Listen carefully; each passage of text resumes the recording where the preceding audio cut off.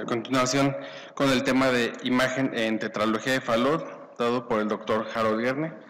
Bueno, ya lo han presentado, pero nuevamente el doctor es médico radiólogo, también con la especialidad de imagen cardiovascular y labora actualmente en el Centro Médico de Occidente en Guadalajara. Gracias, pues sé que ya es un poco tarde y están un poco cansados, así que vamos a tratar de ser breves en esta charla. Vamos a hablar un poco de la tetralogía de Fallot, los aspectos por imagen, especialmente enfocado en tomografía y resonancia. Primero, pues tenemos que conocer los hallazgos por imagen de la tetralogía de Fallot, determinar puntos claves que son importantes en nuestra interpretación, identificar complicaciones tras la corrección, que esto aquí es donde tiene mucho valor, sobre todo la resonancia magnética, en identificar las complicaciones, y comprender los resultados funcionales y hemodinámicos que nos arroja la resonancia magnética. Entonces, bueno, como sabemos, pues la tetralogía de Fallot es básicamente, yo me acuerdo de esta película, de una serie de eventos desafortunados, en donde uno tras otro va dando una serie de eventos que es como una reacción en cadena. Pues más o menos es lo que ocurre en la tetralogía de Fallot. Si nos ponemos a pensar qué es lo que ocurre, finalmente todo es por una hipoplasia del infundíbulo pulmonar, un hipodesarrollo de esta estructura. Normalmente en el desarrollo el tronco arterioso se divide en dos y la región que está por abajo del tronco arterioso, que son los conos pulmonares y cono aórtico, nos van a desarrollar los infundíbulos pulmonar y el infundíbulo aórtico se oblitera por completo. Por eso es que no tenemos un tracto de salida desarrollado en el ventrículo izquierdo. Sin embargo, este hipodesarrollo del infundíbulo derecho pues nos origina toda esta serie de eventos que condicionan la tetralogía de Fallot. Si pensamos un infundíbulo pequeño va a condicionar que la aorta pues se mueva de su lugar, que vaya hacia el lado derecho, y es por eso que tenemos un cabalgamiento, y entonces el septo interventricular no se logra formar de forma adecuada, y esto es lo que condiciona el defecto del septo interventricular. Ya como se mencionó, pues una sobrecarga tanto de presión como de volumen en el ventrículo derecho va a condicionar la hipertrofia del ventrículo derecho, y estos son, por eso es que tenemos las condiciones de estenosis o atresia pulmonar o del tracto de salida, el cabalgamiento de la aorta, el defecto del septo ventricular y la hipertrofia del ventrículo derecho que nos condiciona la tetralogía de Fallot.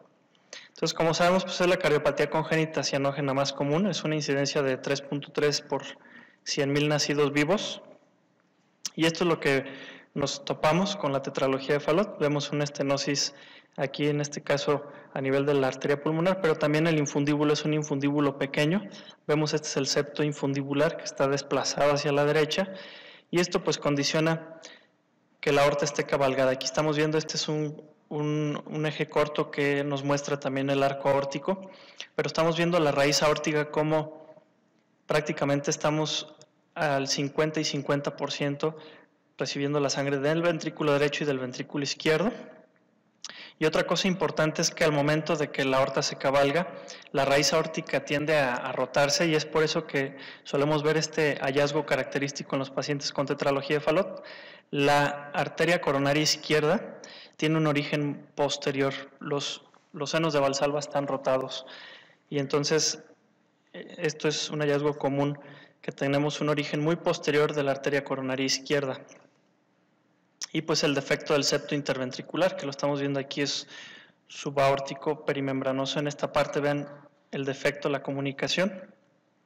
Y esto, como decíamos, condiciona también la hipertrofia del ventrículo derecho por la sobrecarga de presión. Generalmente son ventrículos también dilatados por sobrecarga de volumen del defecto septal. Y vamos a ver aplanamiento también, como lo veíamos en la charla de tromboembolia pulmonar. Aquí el aplanamiento del septo generalmente va a estar en toda la fase del ciclo cardíaco. Nosotros cuando vemos un aplanamiento del septo interventricular en la fase diastólica, eso nos habla más de una sobrecarga de volumen, y cuando lo vemos en la fase sistólica nos habla más de una sobrecarga de presión. Aquí, como tenemos las dos cosas, vamos a ver el aplanamiento durante todo el ciclo cardíaco por lo general. Entonces, algo que es muy importante evaluar en los estudios de imagen seccional, tanto tomografía como resonancia, son las ramas pulmonares. Realmente la tetralogía de Fallot se diagnostica por ecocardiografía, pero sabemos que el eco tiene limitación en la evaluación de estructuras extracardíacas. Sobre todo, las ramas pulmonares son muy importantes en la evaluación de estos pacientes, porque de eso va a depender el tipo de manejo que se va a hacer. Por ejemplo, aquí tenemos este paciente con tetralogía de Fallot. Vean, las ramas pulmonares son muy hipoplásicas. La rama derecha es una imagen axial en MIP. Vean la rama izquierda y la reconstrucción volumétrica. Entonces, para eso nos sirven mucho estos índices que utilizamos frecuentemente, que son los índices de Nakata y Magón.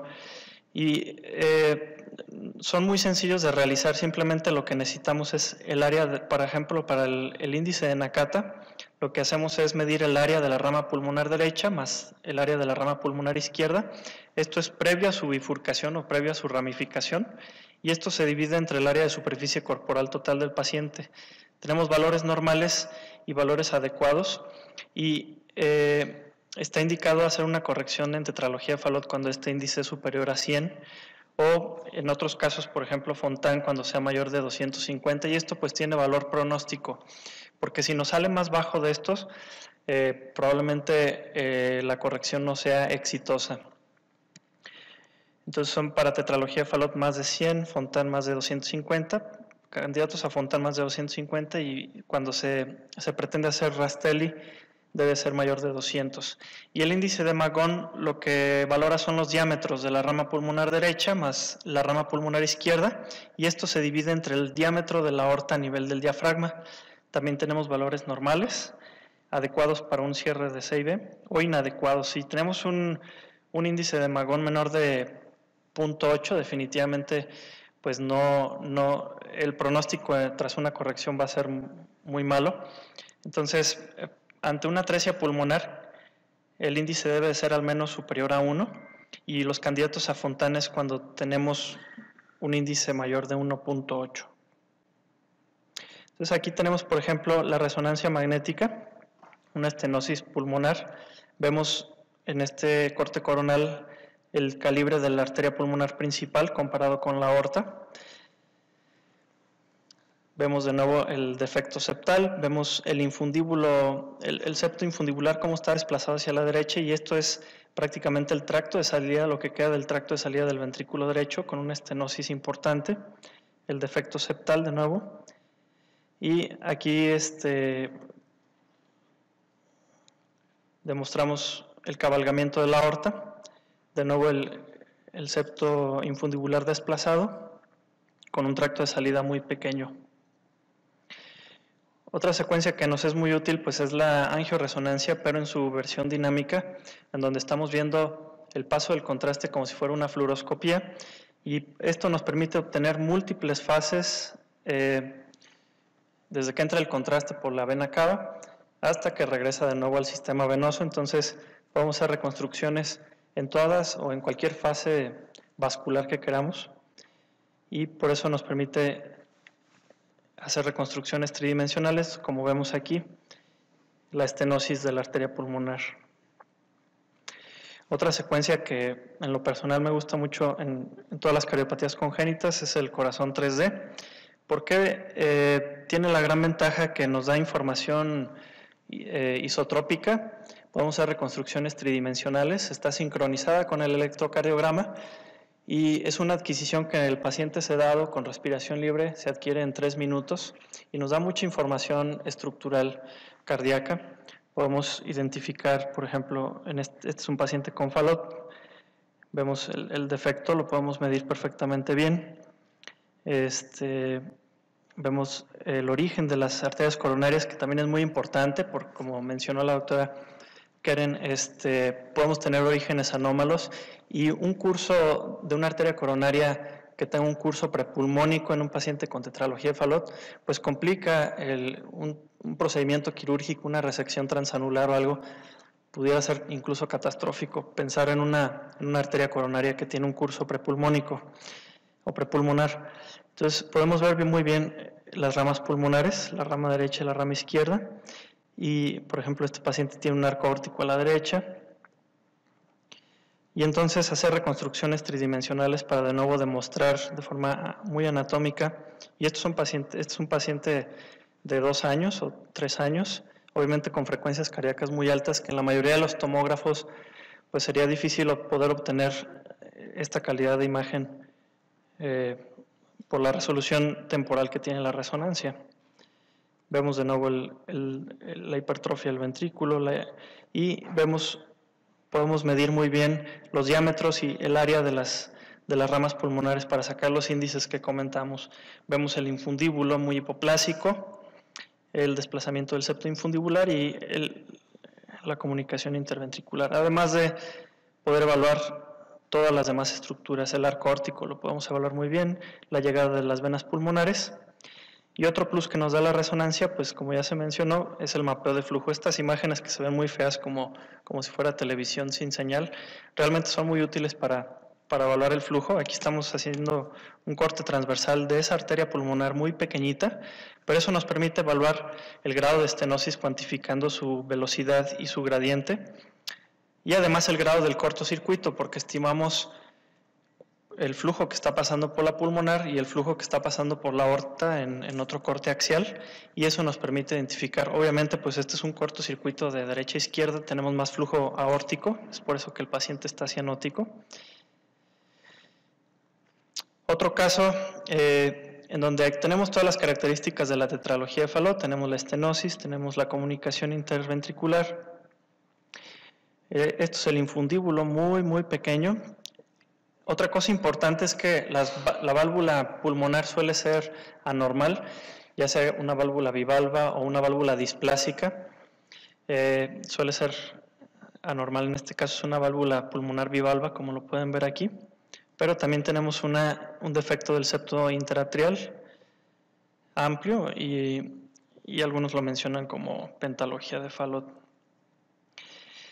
El espectro del Fallot es muy amplio y puede ir desde la estenosis más leve hasta la ausencia, pasando por los diferentes grados de estenosis infundibular o pulmonar, hasta la atresia pulmonar, ya sea atresia nada más de la válvula o atresia de la válvula con la arteria pulmonar principal, preservando las dos ramas pulmonares, recibiendo el flujo a través de un conducto arterioso, o la ausencia total de la vasculatura pulmonar nativa, es decir, no tenemos ni tronco ni ramas derecha ni izquierda, en donde lo único que tenemos son arterias colaterales aortopulmonares, que sería el extremo más severo de este espectro, y es también lo que conocemos como un tronco aórtico solitario, que en algún tiempo se conoció como un tronco arterioso, pero en realidad pues no es tronco arterioso, lo que tenemos es que no hay pulmonar. Entonces vamos a ver estas grandes colaterales aortopulmonares, se originan de la aorta descendente y es lo que está irrigando el flujo. Aquí estamos viendo esta es la aorta descendente, no hay pulmonar, entonces lo que tenemos son las colaterales aortopulmonares. En el tratamiento quirúrgico pues va a depender de nuevo del grado de severidad de la estenosis. Generalmente cuando son estenosis leves, una simple infundibulectomía con resección de este fragmento de músculo que está originando la estenosis puede ser suficiente y es una infundibulectomía. Para un grado más moderado de estenosis va a ser necesario ampliar el tracto de salida, que es lo que generalmente se hace, y para eso se coloca un parche en esta zona, pero al ser un parche transanular, estos pacientes quedan prácticamente todos con un grado de insuficiencia pulmonar. Y ya en los grados más severos, pues puede optarse por la colocación de un conducto. Y la imagen también es muy importante en el seguimiento de estos pacientes. Por ejemplo, un paciente con un parche transanular suele verse de esta forma ya en los controles con una dilatación, pueden dilatarse y generar formaciones aneurismáticas en el tracto de salida del ventrículo derecho. Vemos que es un tracto muy amplio, pero ya con formación de aneurisma. Esto es con tomografía. En la resonancia, pues además de esto, estamos viendo otro paciente igual con una dilatación aneurismática en el tracto de salida. Vemos que incluso la movilidad es discinética porque no hay contracción, es un parche. Y vemos obviamente que tenemos en este caso una doble lesión valvular pulmonar, tenemos estenosis, pero con predominio de la insuficiencia. Vean cómo se está generando una importante regurgitación. A este paciente calculamos una fracción regurgitante del 40% y una estenosis también con un gradiente de 30 milímetros de mercurio. Pero otra cosa que la resonancia nos ayuda es para evaluar, esta es la secuencia de reforzamiento tardío, los parches, los cambios posquirúrgicos pueden presentar cambios por fibrosis y es lo común que veamos estas zonas hiperintensas en la pared, que nos habla de que hay reforzamiento tardío, nos habla de fibrosis en esta zona. Este es un caso que acabamos de realizar la semana pasada. Vean, a veces tenemos un poco de pavor por las resonancias de 3 teslas. Obviamente la resonancia de 3 teslas representa un mayor reto para la imagen cardíaca porque aumentan los artefactos por flujo y artefactos por movimiento. Pero vean, haciendo las adecuaciones correctas, este es un paciente de 6 años, sedado, con respiración libre. Todo el estudio lo adquirimos en respiración libre, en un resonador de 3 teslas, y obtenemos imágenes de una calidad bastante buena. Es un paciente es una pacientita de 6 años, ya operada 2 veces, primera por corrección total de tetralogía de Fallot y la segunda con colocación de una válvula protésica biológica, que estamos viendo aquí es una válvula St. biológica, pero que también ya ha disfuncionado. Entonces la paciente está en un protocolo para colocación de una válvula vía percutánea llamada Melody, en donde pues se pretende ampliar de nuevo la zona donde está la válvula pulmonar y poder corregir su problema. Entonces aquí son muy importantes los parámetros que les estoy diciendo y esto es lo que nos arroja el equipo para evaluar la cuantificación de los flujos. Es decir, si pueden ver aquí, esta es la pulmonar, tenemos un volumen anterógrado, volúmenes retrógrados y la fracción regurgitante, pero también nos da valores de velocidad con valores de gradientes. Entonces, por ejemplo, aquí tenemos el mapeo de flujo de la aorta y de la pulmonar. Como vemos por debajo de la línea base, este es el flujo retrógrado de la pulmonar. En la aorta, siempre al final de la diástole vamos a tener una pequeña cantidad de fracción regurgitante y eso es normal, no es que se esté regresando al ventrículo, es el flujo que está yendo hacia las coronarias, porque las coronarias se llenan en la fase diastólica. Y es la misma paciente, igual, como les decía, esta secuencia de corazón 3D. Aquí el problema es que el artefacto de la válvula nos impide valorar bien realmente el grado de estenosis ya lo cuantificamos, ya tenemos valores hemodinámicos, pero también es importante ver el grado de estenosis en área y en diámetros. Y aquí el artefacto sí es importante y no nos permite evaluar bien. Pero la secuencia de angiografía, esta es la comparación de los dos, el corazón 3D y la secuencia de angioresonancia habitual. Y en la secuencia de angioresonancia sí nos permite evaluar muy bien el grado de estenosis a nivel de la válvula. Incluso podemos ver esta dilatación sacular a un lado de la válvula, que es un pseudoaneurisma ahí formado después de la colocación de la válvula. Entonces, bueno, la tomografía y la resonancia son excelentes métodos en la evaluación de pacientes con tetralogía de Fallot. Ambos permiten evaluar de forma precisa las estructuras extracardíacas, que les digo es muy importante, las ramas pulmonares, ver que estén bien desarrolladas para la planeación quirúrgica. La resonancia pues es un método ideal en el seguimiento de pacientes con corrección de tetralogía de Fallot, porque como ya se ha visto, pues es prácticamente el único método que nos da información precisa de la función ventricular derecha, biventricular, pero también de cuantificación de la insuficiencia, que es muy importante aquí.